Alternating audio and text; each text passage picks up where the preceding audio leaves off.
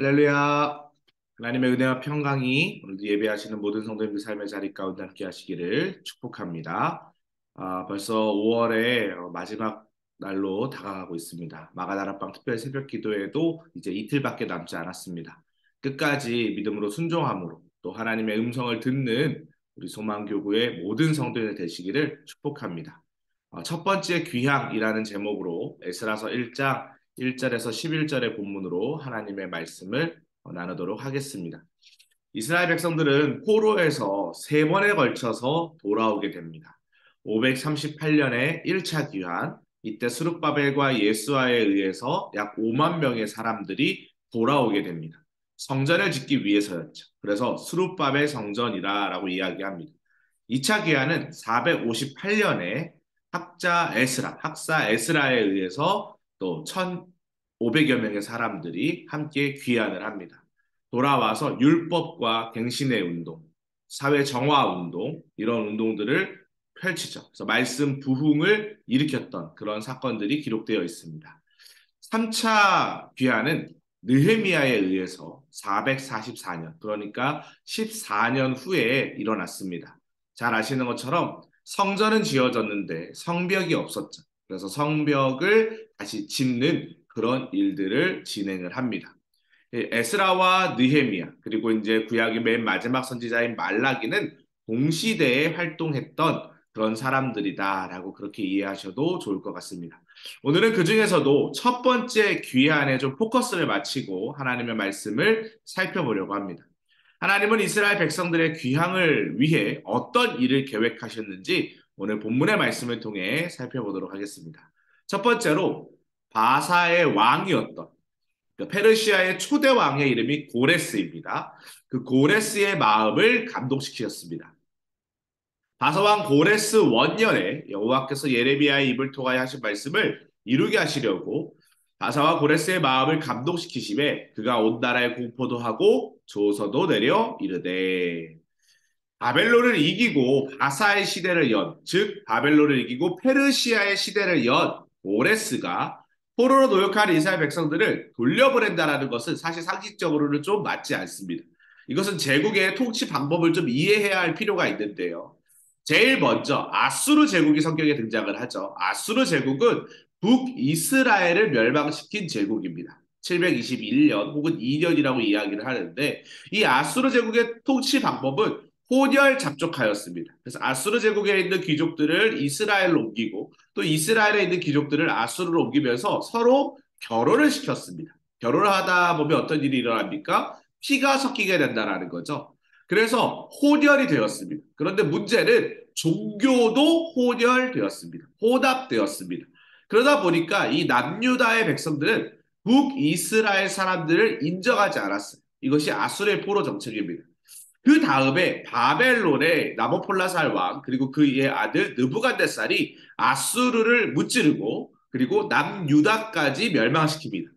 이 바벨론의 포로 정책은 주강 집권이었습니다. 이데올로기 정책이라고 이야기를 하는데 주강에서 통치하겠다는 거예요. 그래서 다니엘과 세 친구들 그 당시에 주변에 있는 자신들이 다스리고 또 전쟁으로 붙잡은 모든 나라들을 그 중에서도 10대 청소년들을 다 주강으로 불러 모으는 겁니다. 그래서 바벨론화 시키는 거죠. 교육을 통해서 정신을 바벨론화로 무장시킵니다.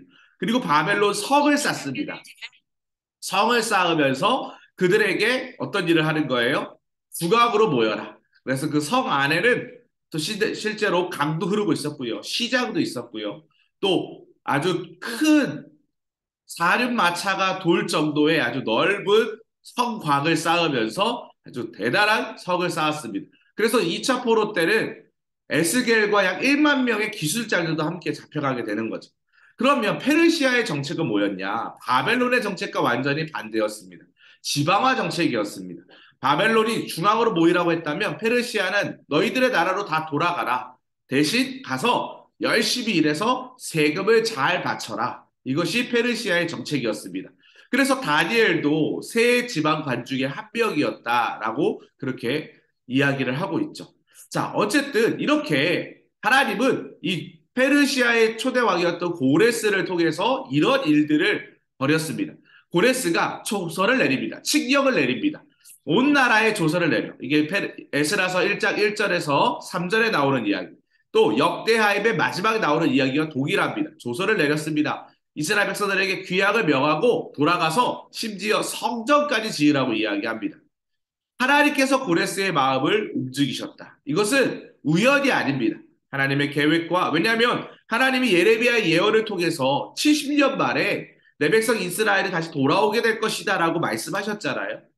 자, 첫 포로기가 언제입니까? 587년에 마지막 3차 포로기가 시작되고 그 전 605년입니다. 605년에 1차 포로, 597년에 2차 포로, 538년에 3차 포로예요. 그럼 605년부터 쭉 계산을 하면 538년에 제가 1차 귀환한다 그랬잖아요. 약 70년의 시간이 찼다라는 것이죠. 그렇기 때문에 하나님의 계획 속에 이 고레스의 마음을 움직이셔서 이제 하나님의 뜻을 이루어 가십니다. 이와 같은 일을 통해 우리가 깨달을 수 있는 것이 있습니다. 하나님의 사람의 마음에 심은 뜻을 하나님은 심으시고 또 하나님은 그 뜻을 이루시는 분이시다.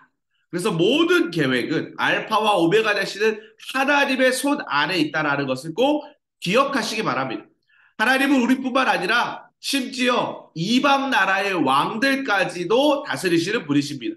그들의 마음을 만지셔서 당신의 뜻을 이루신다라는 것이죠. 우리의 삶에서 일하시는 하나님을 전적으로 신뢰하시는 우리 모든 성도들 되시기를 축복합니다.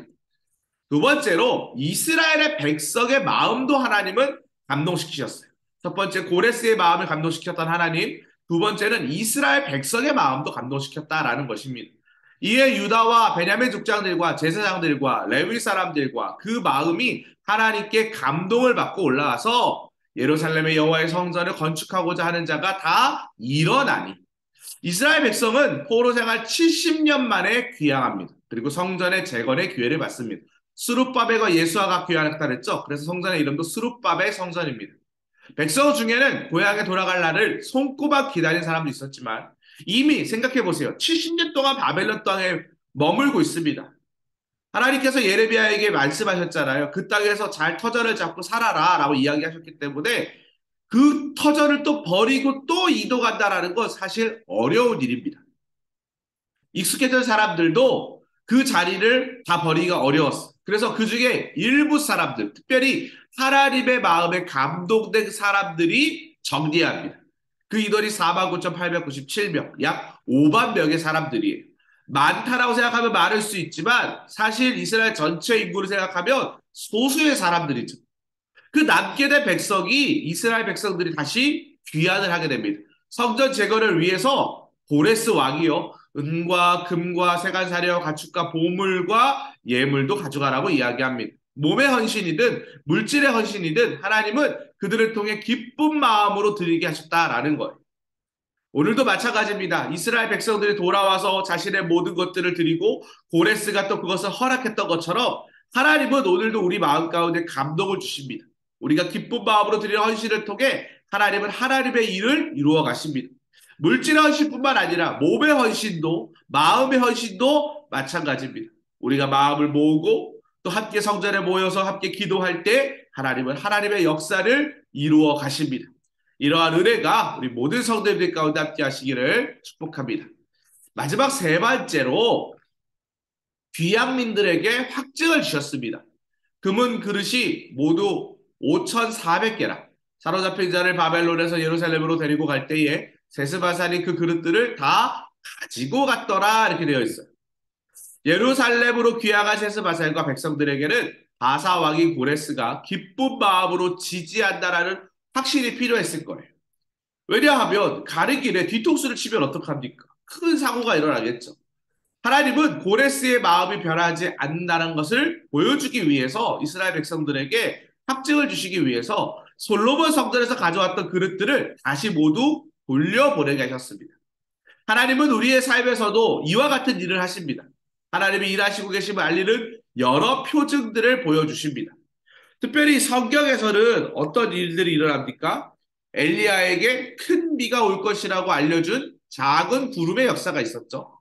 하나님의 뜻대로 일이 이루어짐을 알려주는 증거들이 곳곳에 있다라는 거예요. 우리에게도 하나님의 말씀을 따라 믿음으로 가야 할 길이 있습니다. 사도 바울이 전도 여행을 할 때, 소아시아 전도 여행에 머물고 있을 때, 하나님께서는 마게도냐 전도 여행을 명하셨습니다. 그리고 환상을 보여주시죠.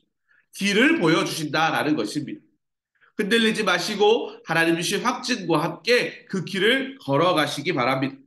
하나님은 당신의 뜻을 이루기 위해 사람을 일꾼으로 사용하십니다. 저와 여러분들이 그 일꾼 되시길 축복합니다. 사람들의 마음에 감동을 주시어 기쁨으로 선포하게 하시고 또 헌신하면서 그 일을 이루도록 역사하시는 분이 우리가 믿는 하나님입니다. 하나님의 뜻에 동참하는 모든 성도는 기쁨과 감사함으로 그 맡겨진 사명을 잘 감당해야 될 줄 믿습니다. 여러분의 삶의 자리에서 가정 안에서의 사명이 있습니다. 어머니로서, 아버지로서, 또 가게 안에서는 자녀와 부모로서, 또 직장 안에서는 여러 가지 직책의 안에서, 또 교회 안에서는 속장, 부속장, 또 선교회 안에서, 또 부서 안에서 여러 직책들이 있습니다. 모든 이들 가운데 감사와 기쁨으로 순종하시길 축복합니다. 그런 확증을 통해 하나님이 나의 삶의 자리 가운데 인도하고 계시는구나. 나의 길을 동행하시는구나. 나와 함께 하시는구나. 라는 그런 믿음을 소유하시기를 주님의 이름으로 간절히 축복합니다. 하나님 그 모든 과정과 사역을 통해서 우리 가정 공동체, 우리 개인, 우리 교회 공동체를 든든히 세워 가실 줄 믿습니다.